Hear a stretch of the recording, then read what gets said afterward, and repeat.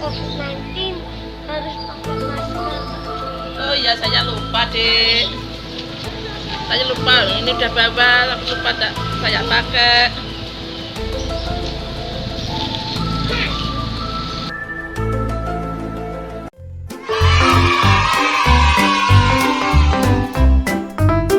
Pemerintah sudah menetapkan new normal sejak Juni 2020.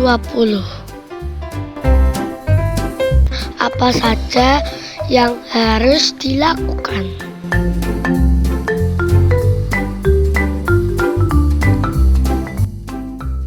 Jangan lupa kalau keluar rumah memakai masker.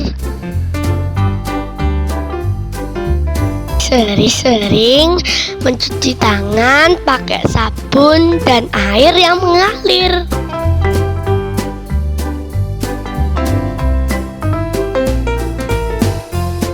Hindari kerumunan dan jaga jarak di tempat umum.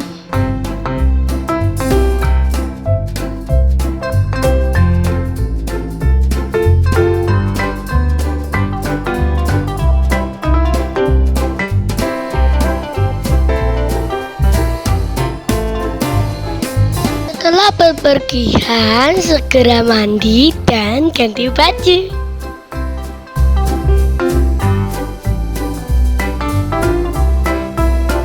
Menjaga kesehatan dengan olahraga dan makan makanan yang bergizi.